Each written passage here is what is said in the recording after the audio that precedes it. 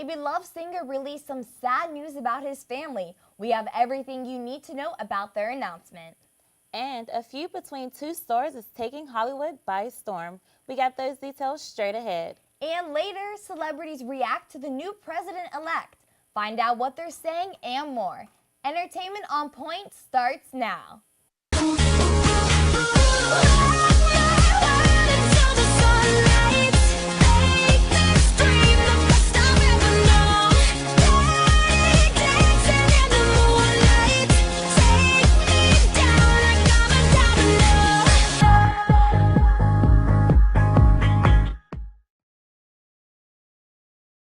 Thank you for tuning into Entertainment on Point. I'm your guest co-host, Tashea Thompson. And I'm Chloe Bendis. We're starting the show off with some upsetting news today.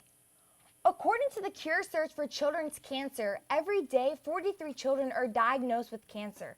Unfortunately, singer Michael Buble and family received some devastating news recently. The 41-year-old singer announced on Friday that his 3-year-old son has been diagnosed with liver cancer following a recent biopsy. Buble's wife, Luisana, took little Noah to a hospital in Buenos Aires because he was suffering from a high fever. After doctors ruled that it wasn't bumps or a throat infection, Noah underwent an ultrasound. This revealed an irregularity with his liver. Buble and wife shared on Facebook, quote, "We have a long road ahead of us, and we hope that with the support of our family, friends, fans around the world, and our faith in God, we can win this battle," end quote. Days after revealing the terrible news to the public, Buble canceled his performance at the next BBC Music Awards. Noah reportedly already started chemotherapy and is expected to last 4 months. Everyone here on Entertainment on Point is wishing the best of luck to Noah and his family. In other news, everyone knows Wendy Williams is known for her celebrity gossip and referencing other people's problems and insecurities. And she had no problem with bashing Rob Kardashian about his health and weight. During her show last Friday, Wendy Williams talked about Rob and China for about 5 minutes, saying how she really loved Rob when he was, quote, thin, smarter, and had more confidence, and when Rob was dating Adrienne Bailon, end quote. She also talked about Blac Chyna's past when she was a dancer, saying, quote, China only used Rob for her personal gain, end quote. Well, this is one catfight Wendy Williams brought upon herself. She should have known better not to talk about someone's man. After Blac Chyna heard all the hateful rumors, she did not act too kindly. She posted a horrible photo of Wendy Williams on her Instagram where she has 9.3 million followers. Chyna started out by saying, "Wendy, you lost your mind. How dare you speak of me, my fiance, and mom?" She then continued saying, "I find it so funny how you love to talk about Rob and his insecurities, like at one point you wasn't a fat 400 pounds. Chyna went off on her Instagram, and from her choice of words that she expressed towards Wendy, she is not one to come for her when it's regarding her family. Since the drama, neither Rob or his sisters have responded, but that didn't stop Chyna's mother, Tokyo Toni, for having a few words herself. Well, we all hope Wendy learned her lesson this time around, but then again, she's Wendy, so we'll see." Well, we've all heard of the bad stories about Botox going wrong. Well, talk show host Kelly Ripa once appeared to not be her smiling self, but it wasn't because she was unhappy. On Wednesday's show of Live with Kelly, she revealed to the audience and her co-host for the day, Megyn Kelly, that she got very bad Botox about a year ago and that she's finally starting to look herself again. Ripa said there was a 6-month period where people questioned her, wondering why she doesn't smile anymore, even though she was indeed smiling. During an episode last year with Michael Strahan, they discussed the Botox topic. Michael stated, quote, "Some people always have the face where you have to say, 'What's wrong? Are you okay?' Kelly responded saying, quote, 'I got Botox here because people kept saying, 'Are you okay?' And I'm like, 'I'm fine. Why? You look like you're angry.' I was like, 'Then it's time to get Botox,'" end quote. We're glad that Kelly finally feels herself again. You always hear that third time is a charm, right? Well, for Kim Kardashian, she's not giving up hope on having her third baby by her husband, Kanye West. The West family just welcomed baby son Saint West 11 months ago, and now they are currently working on baby number 3. On this past Sunday's episode of Keeping Up with the Kardashians, Kim revealed that she wants to have another child, but due to complications from her 2 previous pregnancies, she is now considering using a surrogate. Unlike Kim's older sister, Kourtney Kardashian, who has 3 children of her own and support Kim's decision of the surrogate, Kim tells Kourtney during this Sunday's episode that, quote, "Obviously, I do want to have my own baby, but I truly know in my body cannot handle it one more time," end quote. Kim still has many unanswered questions about the surrogate idea, and big sister Kourtney tells her she should look into it more and talk to someone who had the procedure done before. Although Kim has fears about the surrogate, according to E! News, Kourtney explains that there are benefits to having a surrogate, and one is another beautiful baby. Well, we all know that Kardashians are known for having big families, and we hope Kim have another child of her own with or without the surrogate. Now let's switch gears and go back in time with Casey Houlihan. Casey? Thanks, guys. This week's Throwback Stories bring back 2 of my favorite childhood things, Sesame Street and Disney. On this day in 1969, Sesame Street premiered on the public broadcasting station NET, before PBS was even established. The TV show, developed to both educate and entertain preschool-aged kids, has had countless celebrity guests over the years, from famous actors like the late Robin Williams to boy bands like One Direction. Over its 46-year history, the historic show has won almost 200 awards, including 6 Primetime Emmys. The timeless TV program is just as popular today as it was then, and will definitely be around for many more years to come. Another historic event in pop culture history happened on this day in 2010. 6 years ago today, famous composer Alan Menken was given his own star on the Hollywood Walk of Fame. You may not know Menken by name, but you have certainly heard his music. Menken's responsible for the famous scores of Disney classics such as Beauty and the Beast, The Little Mermaid, Aladdin, Hercules, and Enchanted. Menken is also the man behind many smash-hit Disney Broadway musicals, including Newsies, the stage adaptation of the 1992 film that starred a young Christian Bale. Menken has an impressive list of accolades, including 4 Oscars for Best Score, 4 Oscars for Best Song. He has also won 10 Grammy Awards, 7 Golden Globes, and achieved a Billboard #1 single with the song A Whole New World. All said and done, he certainly deserved his own star. Those are your throwbacks for this week. I'm Casey Houlihan reporting for EOP. After the break, find out if a famous reality star could be launching a music career. That's next on Entertainment on Point. Hey guys, welcome back to Entertainment on Point. I'm Wyatt Cree with your social media roundup. Social media has seemed to sleuth out Kylie Jenner's secret music career. Fans on Twitter and Instagram discovered that the account for the band Terror Jr. was created the same day that Jenner released a video for her Kylie Cosmetic lip glosses, which featured the band's track 3 Strikes. Things didn't stop there. Fans noticed that the band's social media accounts exclusively followed Kylie on all platforms, not to mention that numerous tweets circled the web with a screen cap from the American Society of Composers, Authors, and Publishers, which stated that Jenner was in fact a vocalist on the band's track. Kylie Jenner or Hannah Montana? And in election social media news, superstar Katy Perry took to Twitter Tuesday evening following the results of the election with numerous messages for her fans. Perry wrote, "The revolution is coming. Rise up. Power to the people. We will never be silenced. #love Trump's hate. Do not sit still. Do not weep. Move. We are not a nation that will let hate lead us." The star also blacked out her Twitter and encouraged fans to do the same to express their concern and upset. Similarly, Miley Cyrus posted an emotional video to Twitter on Wednesday morning, expressing her grief on the outcome. She encourages fans to be open-minded, to accept others for who they are, and to not spread hatred. Through tears, Cyrus states, "I accept you, Donald Trump, and this hurts to say, but I accept you as president." She goes on to express hope that the president-elect will treat people with love and compassion. That's all I have for this week. For social media, let's see what the latest TV news is with Emily Miller. Emily? Thanks, Wyatt. Tonight in TV news, I'll start by confirming that one of our favorite shows will be returning for a spinoff. You may have heard something about That's So Raven making it back to the big screen, and if you did, stay excited because the rumor is true.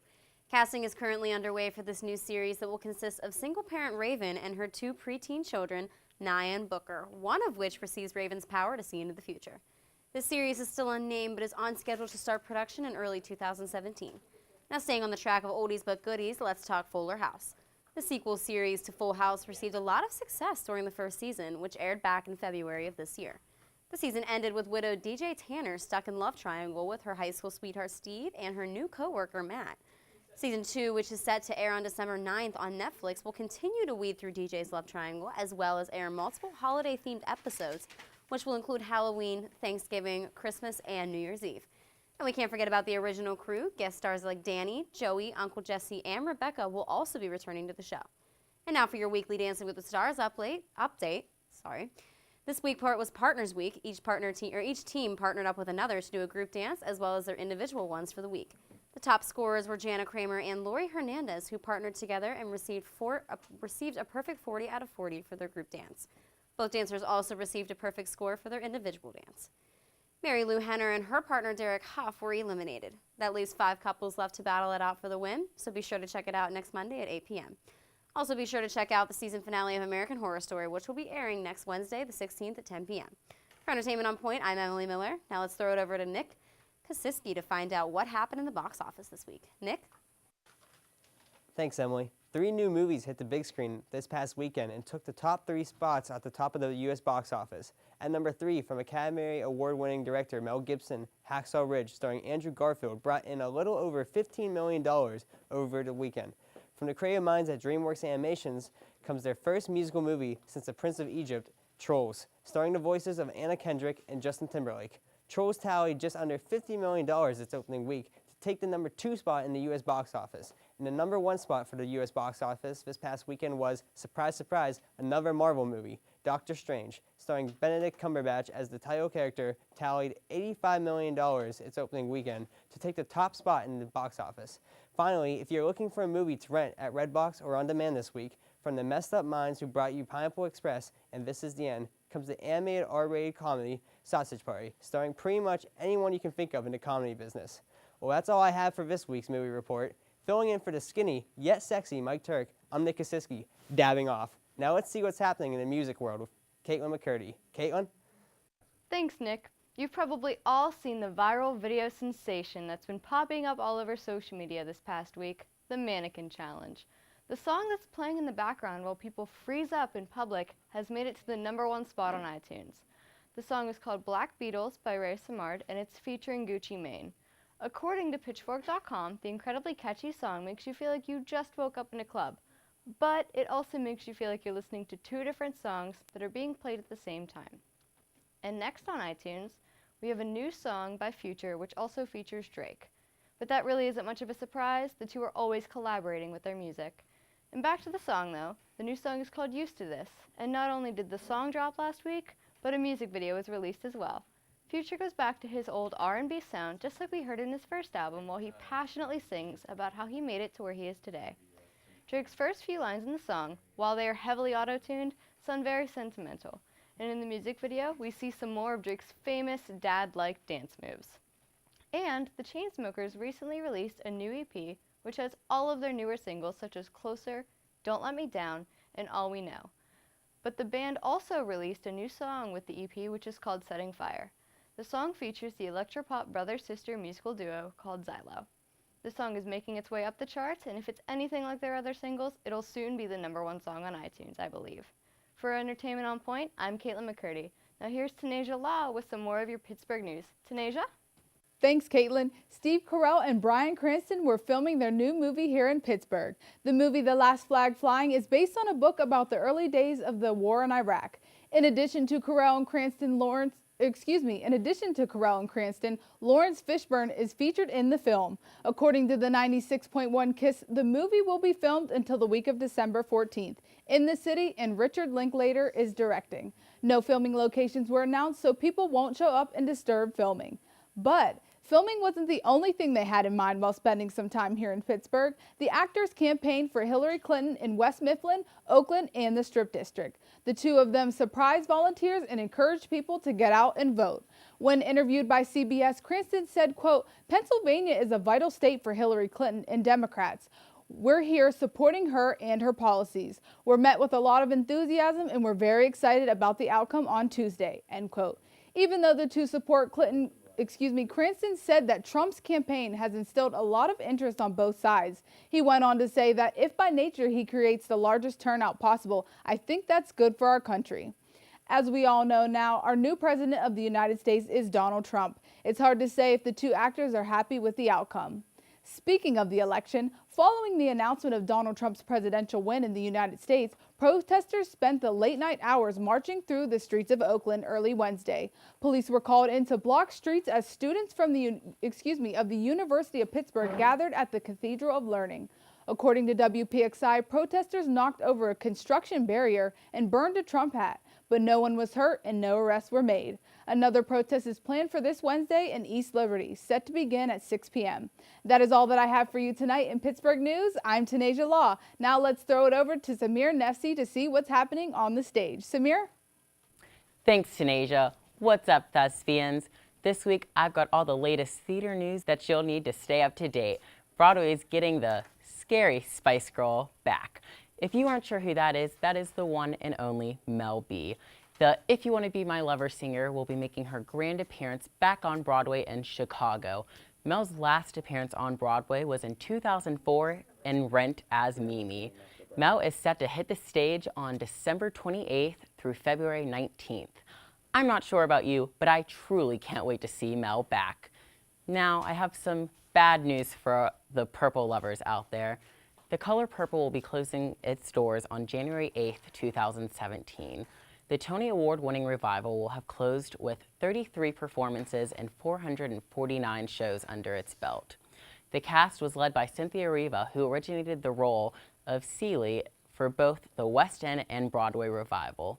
But no need to cry just yet. A North American tour of the production has been announced, and it is set to tour starting in the fall of 2017. There hasn't been any word on who will be touring with the show. Maybe, just maybe, Renee Elise Goldsberry will reprise her role as Needy. I'll keep my fingers crossed for all of us. Speaking of reprising roles, Glenn Close will hit the stage as Norma Desmond once again. Miss Close won a Tony when she originated the Sunset Boulevard character in 1994. It has been 22 years since she played the iconic character. In 1994, Patti LuPone was promised the role on Broadway. After producers watched Miss Close perform, they replaced LuPone with Close. I don't know about you, but I'm excited to see her captivate audiences nightly like she did years ago. That's all I've got for this week on EOP. I'm Samir Nefsi. Let's send it over to Brianna McCall to find out which Disney star is starting up a new career. Brianna? Thanks, Samir. Now, some of you may know her from Disney Channel's original TV show, Shake It Up or Casey Undercover. But this time, she's taking her fame onto a different level. Zendaya has finally released her new clothing label, Daya by Zendaya. This new collection features wardrobes similar to Zendaya's style, which can be a mix of street style or high class. Her pieces definitely give her customers the opportunity to show self-expression through their unique style. She even has sizes that run from a 0 to 22 with prices as low as $18. Now, for those of you who usually keep up with award shows, you can see that Zendaya's fashion sense is always new and surprising. She's always showing up with something different and even has a new hairstyle to fit her attire. She explained to Vogue, quote, "One thing Law and I really hate are trends. We just don't believe in what's hot now because you can't stay on top of all of the constant changes in fashion," end quote.